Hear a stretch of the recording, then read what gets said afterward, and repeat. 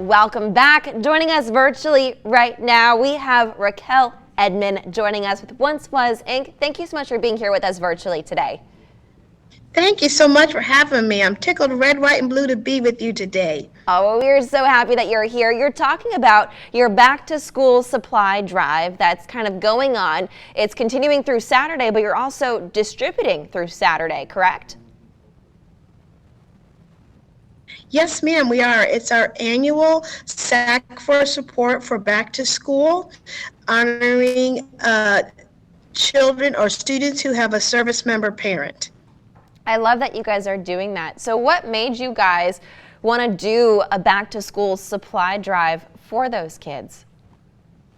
Well, we got started. Our name is called Once Was INC, and our story is that my husband is a disabled veteran from Karen Crow, and after serving in 3 deployments and not having time to recover between deployments from PTSD, and was released from the military. He came home to Karen Crow, and there wasn't a lot to help him, and he ended up homeless and addicted. And we had to work through that pain, and we decided to turn our pain into a purpose.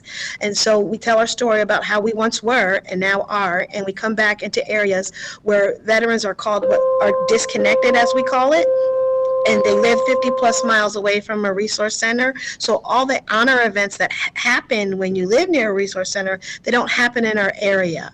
And back to school is a big event, and we try to honor veterans during on all celebrated holidays the Saturday before that holiday, and provide those resources to say thank you. We appreciate what you've done and the sacrifice you make for our freedoms.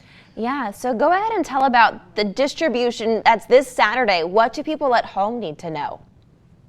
Well, the event is open to the community. We try to have a community event so that we can all know one another. School supplies will be distributed to students with a service member parent. The parent and the service member must be present. I mean, the parent and the student must be present. You'll be able to register to vote.